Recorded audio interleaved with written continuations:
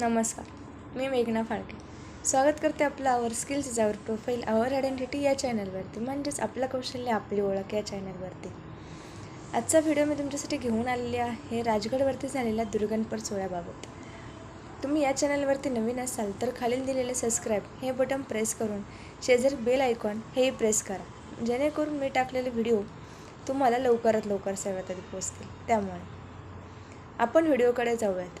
जो स्वराज्य मंदिराचा सोहळा झाला होता 1 मेला, राजगड दुर्गणपर सोहळा स्वराज्य मंदिरावर झाला होता, त्याबाबत अशा काही शंशू भक्तांनी त्याच्यावरती प्रश्न उभारले होते, तर मी त्यांची उत्तरं घेऊन आली आहे. तर बघा, तुम्ही मला सांगा की जर आपण एखादी आपली आवडती गोष्ट, आवडती काही असेल, छंद असेल, तो आपण जर जोपासायचा प्रयत्न करत असेल, तर त्याला जर एखाद्याने गालबोट लावलं तर आपल्याला साहजिकच राग हा येतोच. तसंच इथे दुर्गसेवकांच्या बाबत झालेलं आहे. मला रिक्वेस्ट आली होती हा व्हिडिओ बनवण्यासाठी, तर मी त्या शिवभक्तांना असं सांगू इच्छिते. त्यांचा असा प्रश्न होता, त्यांनी गालबोट लावला. मी असं म्हणते की त्यांचा हा गैरसमज असू शकतो. ते म्हणतायत की जो तिथे तुम्ही व्हिडिओ काढला, म्हणजे जो व्हिडिओ शूट झाला दुर्गसेवकांच्या बाबत जे काही काम करताना, मी त्यांना सांगेन की हा नकळत व्हिडिओ शूट केला त्यांच्या. ते व्हिडिओसाठी काम करत नव्हते दुर्गसेवक. आणि तो व्हिडिओ काही लोकांनी स्टेटस, स्टोरीज असतील इंस्टाग्रामवर, फेसबुकवरती ते ठेवले होते. त्यांनी असं त्यांना सांगितलं की तुमची हीच का शिवभक्ती, तुम्ही असं काम करता फक्त व्हिडिओपुरतं. मग त्यांना सांगायचं तर व्हिडिओपुरतं काम नाही आहे. ते दुर्गणपर सोहळ्याबाबत दुर्गसेवक आहेत, ते नेहमीच काम हे करत असतात. आणि मला असं तुम्हाला सांगायचं, तुम्ही त्यांच्या कार्याला मुजरा करा, सलाम करा असं म्हणा, अशा टीका करत जाऊ नका. आणि दुसरा असा त्यांचा प्रश्न होता की तुम्ही जे राजगडवर दुर्गणपर सोहळ्याच्या बाबत DJ लावला होता, तर तुम्ही त्याच्याबाबत त्याच्याऐवजी ढोल ताशा लावून म्हणा पारंपरिक पद्धतीने साजरा करू शकत होता. तर मी असं त्यांना सांगेन की त्यांनी एवढे दिवस जे काही कष्ट केलेत दुर्गसेवकांनी, तर त्यांचं थोडं मन वळवण्यासाठी त्यांनी तो DJ लावला होता. पण त्याची तुम्ही गाणी ऐकलीत का? तुम्ही जो हा प्रश्न उभारला त्यासाठी तुम्ही ही गाणी ऐकलीत का? त्या DJला गाणी कोणती होती, DJ लावला कुठे होता हे पाहिलंत का? DJ लावलं होता खंडोबाच्या माळ्यावरती खाली, आणि गाणीसुद्धा देवाचीच होती. तर मला त्यांना सांगायचं हे चुकीचं आहे. ते त्यांचं मन वळवण्यासाठी शेवटी देवाचीच गाणी लावतात खंडोबाच्या माळ्यावरती, काही चुकीचं नव्हतं. अजून एक, तुम्हाला जर त्यांचं DJ लावणं चुकीचंच वाटत असेल, तर मला असं सांगायचं तुम्हाला, तुम्ही ज्यावेळेस शिवजयंती बघता, साजरी करता, इतर ठिकाणी बघता, त्यावेळेस ते हा DJ लावला जातो. त्यावेळेस गाणी कोणती असतात? आयटम सॉन्ग असतात, बरोबर ना? तिथे तुमची कुठे जाते शिवभक्ती? तिथे का असा प्रश्न उभा करत नाही हो तुम्ही? म्हणजे चांगलं दुर्गसेवक काम करतायत, त्यांच्या कार्याला सलामी करा, मानाचा मुजरा करा, अशा टीका करू नका. अजून एक, ज्या वेळेस तुम्ही AC रूममध्ये बसून फॅमिली टाईम स्पेंड करता, एन्जॉय करता फॅमिलीसोबत, त्यावेळेस हे दुर्गसेवक गडावरती उन्हाळ्यामध्ये असेल, पावसाळ्यामध्ये असेल, ऊन वारा पाऊस काही न बघता गडासाठी राबत असतात. जीवाची पर्वा न करता खास्ता खात असतात. तुम्ही रात्री बेडवरती झोपून, बोलून, बसून फोनवर बोलता, गप्पा मारता, तुमच्या जानू शोना बाबू करता त्यांच्याशी. त्यावेळेस हे दुर्गसेवक हातामध्ये कंदील घेऊन जातात गडावरती, आणि चिखलामध्ये जे काही दगडी असतील मातीतल्या त्या स्वच्छ करतात, दगडधोंडे स्वच्छ करत असतात, की जे येणारे उद्याचे शिवभक्त आहेत त्यांना पायाला टोचू नये, इजा होऊ नये यासाठी. तुम्ही आईच्या कुशीमध्ये झोपता, तेव्हा हे दुर्गसेवक गडावरती धरणी मातेच्या कुशीमध्ये हे झोपलेले असतात का? असं तुम्हाला वाटतं? झोपत नाहीत ते. रात्रीचे सुद्धा काम करत असतात. रात्र दिवस न करता, रात्रीचा दिवस न पाहता हे रात्रंदिवस कष्ट करतात.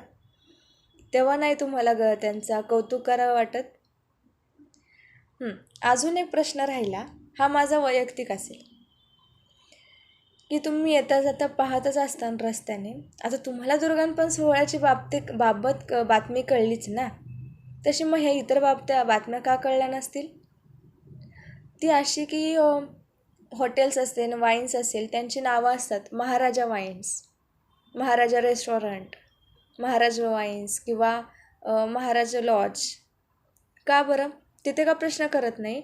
ज्या आपल्या महाराजांनी अल्कोहोलला, दारूला सदा स्पर्शही न केला, त्यांची नावं तुम्ही अशी ठेवताय? अरे काय, हीच का तुमची शिवभक्ती?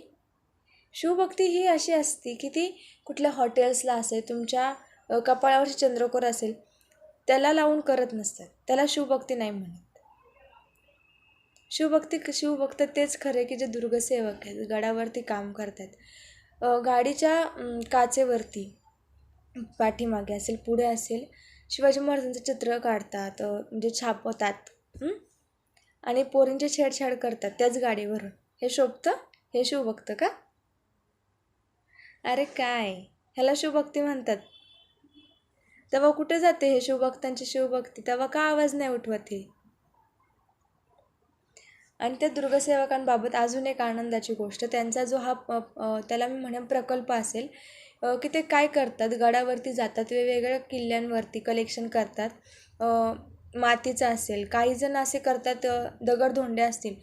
त्यांचं असं म्हणणं आहे की तिथले जे आपण हे कलेक्शन करतो तिथे आत्ता मागे पाहिलं होतं, ह्या कार्यक्रमाच्या आधी जी आपली शिवजयंती झाली त्यावेळेस काहींचं असं म्हणणं होतं की जिथे ते जुने झेंडे लावले जातात तो काढायचा आणि आपला नवीन लावायचा, आणि हे जे झेंडे ते आपल्याजवळ ठेवायचे. त्याला आपल्या महाराजांची हवा लागलेली असेल, आशीर्वाद असेल, तिथे महाराज येत असतील अशी त्यांची श्रद्धा आहे.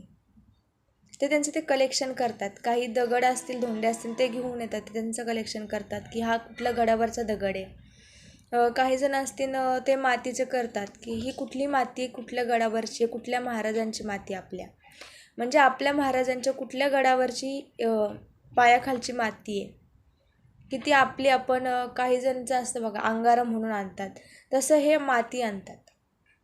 तर ते माती त्यांना मानत नाहीत, ती आपल्या महाराजांचे चरणाला लागलेली धूळ असेल असं म्हणतो आपण बघा, तसं संबोधतात. तर प्लीज मी तुम्हाला हात जोडून विनंती करते की अशा शिवभक्तांना, अशा दुर्गसेवकांना नावं ठेवू नका. तुम्हाला हे खोटं वाटत असेल, एक ठिकाणी आहे, म्हणजे आता मला त्यांचं नाव बदनाम नाही करायचं, पण मी सांगते ते महाराजा वाईन्स म्हणून. हे चुकीचं आहे. तुम्हाला जर वाटतंच ना, मग तुम्ही तिथे जाऊन सांगा. दुर्गसेवकांनी एवढंसुद्धा त्यांना उत्तर दिलं सडेतोड की आमची शिवभक्ती कशी आहे हे तुम्ही शिकवण्याची गरज नाही आहे. तर मी त्यांना एवढं सांगेन, मी त्यांच्या वतीने बोलते आहे, तर त्यांना जर राग आला ना, तर तुमची शिवभक्ती कशी आहे हे त्यांना सांगायला वेळ नाही लागणार. आणि हो, आपल्याला मृत्यूलोकानंतर ह्या सर्वांना प्रश्नाची हेच उत्तरं द्यायचे आहेत. शिवजयंतीला जेव्हा DJ लागतो, आयटम सॉन्ग वगैरे लागतात, तेव्हा तुम्ही आवाज उठवा. दुर्गसेवकांच्या विरुद्ध आवाज उठवू नका. जिथे चूक आहे ते बोला. तुम्ही त्यांचं चांगलं काम का फोकस नाही केलं, हा प्रश्न आहे माझा. धन्यवाद. कृपा करून हा व्हिडिओ जास्तीत जास्त व्हायरल करा. जे असे शिवभक्त असतील त्यांनासुद्धा समजू देत. मी त्यांना हात जोडून विनंती करते की अशा टीका, असे प्रश्न, असे गैरसमज करून घेऊ नका. धन्यवाद.